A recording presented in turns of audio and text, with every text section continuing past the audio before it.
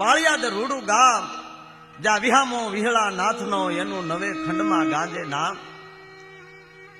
સોરઠ ધરા, પાંચાળ ધરા, આમ તો આખું તમે ભારત લઈ લ્યો તો એક એક એવા ખંડ છે. એક એક ખંડમાં લી ભારતના એક એક પથ્થરને ઊંચો કરો તો એક એક ઇતિહાસનું પાનું નીકળે. એમાંની કોઈ પાનામાલી સંતનું નામ નીકળે, કોઈ પાનામાલી મર્દનું નામ નીકળે, કોઈ પાનામાલી દાતારનું નામ નીકળે. એમાંની એક પાંચાળની ધરતી, પાંચાળની ધરતી પાળિયાદનું ગામ, એ રૂડું એવું ગામ છે કે એ ગામનું નામ કોઈ એવો માણસ બાકી ન હોય કે એના મોઢ ઉપર આવ્યું ન હોય. અને એવા આજ એક પાળિયાદની વાત કરવી છે, પાળિયાદના સંતોની વાતો કરવી છે. વાત એમ છે કે પાળિયાદ જગ્યાની એક એવી કથા છે કે બરોબર એમ કહેવાય બોટાદની બાજુમાં દુફણિયા ગામ, દુફણિયા ગામની અંદર એક પાતામણ નામનો ભગત માણસ રે. પણ એવો ભગત માણસ કે જીવનની અંદર એમ કહેવાય સત્યને કોઠામાં હંગરીને બેઠેલો. પણ દુફણિયા ગામની નજીકમાં એક ડુંગર છે અને એ ડુંગરની અંદર એમ કહેવાય ચંદ્રનાથ નામના એક મહાન સંત રે. આ પાતામન ભગત જે છે એને એમ કહેવાય કે એવું વ્રત લીધેલું કે કાયમ ને માટે ચંદ્રનાથને દૂધ પાવા જાય. કોઈ દી કોઈનો એમ કહેવાય કે સમય ચૂકતો નથી માણસ. પણ સંતોના દર્શન કોને થાય, સંતોના મિલન કોને થાય?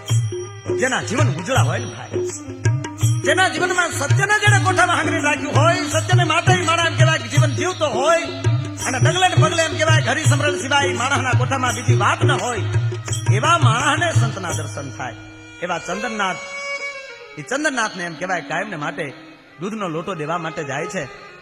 એક દી ઘટના એવી ઘટે છે, પાતામન જાય અને જ્યાં એમ કહેવાય ચંદ્રનાથને જ્યાં એમ કહેવાય દૂધ આપે છે, દૂધનો પ્યાલો એમ કહેવાય ચંદ્રનાથ પી અને જાય એમ કહેવાય કે દૂધ જ્યાં કોઠામાં ગયું અને એમ કહેવાય સંતના હૃદયના હિમાલય માલી આશીર્વાદની ગંગાનો ધોધ વસૂટ્યો. ચંદ્રનાથને મોજના તોરા મીડા છૂટવા. એ મોજમાં એ જોડીમાં હાથ નાખ્યો અને જોડીમાં થોડાક ચોખાના દાણા લઈ અને લોટામાં ઘા કરીને એટલું કીધું કે લે ભગત, આજે તારી પર બાપ ઠાકર પ્રસન્ન છે, જાજ ઠાકર તને દીકરો આપે છે. એ દીકરો શબ્દ જ્યાં કહેવાય કે મોઢા માલી નીકળ્યો ને. પાતામાં હંધી રીતે સુખી હતા પણ શેર માટીની ખોટ હતી. સંત એમ કહેવાય કે હૃદયની વાત જાણી ગયા અને જ્યાં વરદાન આપી દીધું અને વરદાન આપ્યા પછી એમ કહેવાય કે જ્યાં હજી સંતના મોઢા માલી શબ્દ નીકળે કે જા ભગત, આજે તને એમ કહેવાય ઠાકર છે દીકરો આપે છે અને મોઢા માલી શબ્દ છૂટવો. પાતામન છે એમ કહેવાય ગડગડતી દોડ દઈ સંતના પગ પકડી લીધા અને આજ ચંદ્રનાથ બે હાથથી ભગતને ઉભો કરે છે. બાપ ઉભો થા બાપ. આજ પાતામનની આંખમાં હરખના આહું ઠામ ઠામ ઠામ ઠામ ઠામ ઠામ મીડા કરવા કહો. સંતના આશીર્વાદ જ્યારે મળી જાય ત્યારે સંત એમ કહેવાય કે હૃદયમાંથી આપે છે. એની પાસે માગ્યા મળતા નથી. કોઈ કદાચ એમણે આમ કઈ આપી દે તો એમ કઈ થઈ જતું નથી. પણ જેથી એમ કહેવાય કે સંત જેથી ખુલીને જેથી આશીર્વાદ આપી દે એ વિધાતાના લેખની માથે મેઘ મારી દે એ આ ધરતીના સંત છે. પણ આજ ચંદ્રનાથ એટલું કહે છે કે પાતામન, ઠાકર તને દીકરો દે પણ બાપ તારે દુફણિયા ગામ મૂકવું પડશે. સવારના પોરમાં દુફણિયા માલી નીકળી જાય બાપ અને ભગવાન ભાસ્કર જાય એમ કહેવાય કે રનાદેને ઓરડે જાય, સૂર્ય અસ્ત થાય અને જે ગામ આવે એ ગામમાં એમ કહેવાય ઉતારો કરજે, ત્યાં રોકાઈ જાજે, ત્યાં કાયમી રોકાણ કરજે. સંતના આશીર્વાદ લઈ પાતામન છે એમ કહેવાય ઘરે ગયા. આખી રાત એમ કહેવાય કે પોતાનો સામાન ભેગો કર્યો છે. પ્રભાતના પોરમાં ગાડા જોડાણા ધીરે ધીરે ધીરે ધીરે ધીરે ધીરે કરતા એમ કહેવાય ભગવાન ભાસ્કર ઉદ્યાસનને ઓરડે લીધા એમ કહેવાય કે નવખંડ ધરતીને ઉજાડવા માટે નીકળે. અને એવે ટાણે એમ કહેવાય પાતામન છે એમ કહેવાય પોતાની ઘરવખરી લઈ અને દુફણિયા ગામને કાયમને માટે રામ રામ કરે. હાલતા હાલતા હાલતા એમ કહેવાય સૂર્ય અસ્ત થયો. ભગવાન ભાસ્કર નાદેને ઓરડે દૂધનો કટોરો પીવા જવા ગયા અને જોયું તો ગામ હતું બીજું, ઈ કાંઈ ગામ નહોતું મિત્રો. ઈ કાયમને માટે મારા તમારા હોઠ ઉપર જે ગામ નામ રણકાટા કરે છે ઈ ગામ પાળિયાદની ધરતી હતી. અને પાળિયાદ એમ કહેવાય પાતામન આવ્યા છે.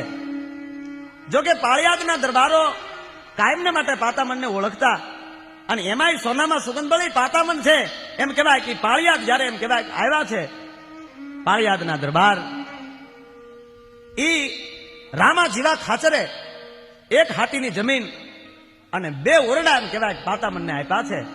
અને પાતા મને એમ કહેવાય કે હરિસ્મરણ કરતો કરતો ઠાકરનું ભજન કરતો કરતો ઈ જીવન ગુજારે છે. પણ દિન ગણતા માસ ગયા, વર્ષે હાથરિયા, સોરત ભૂલી સાહેબા, આજ નામે વિહરિયા. અને જ્યાં બરોબર 9.5 મહિના એમ કહેવાય વીત્યા. રણુજાનો રાજવી પોકરાણ હુંદો પીર ઈ લીલા નેજાળો કેમ કહેવાય સાક્ષાત એમ કહેવાય કે રૂપ ધારણ કરી અને આજ પાતામણની ઘરે દીકરા તરીકે એમ કહેવાય હિલોળા કરે છે. દીકરાનો જન્મ થયો.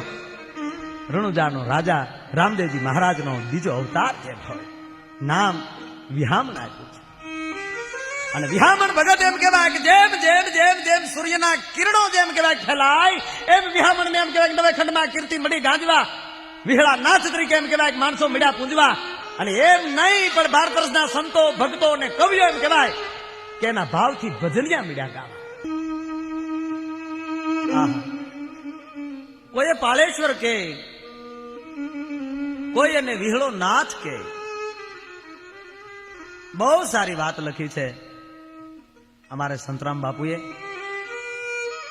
વિહળા નાથના તો જેટલા નામ લઈને મિત્રો એટલા ઓછા છે. વિહળા નાથની કીર્તિ, વિહળા નાથનો દરબાર ભગવાન અખિલ બ્રહ્માંડના માલિકને કહેવાય કે દરબારમાં આવવાનું મન થાય એવો દરબાર છે.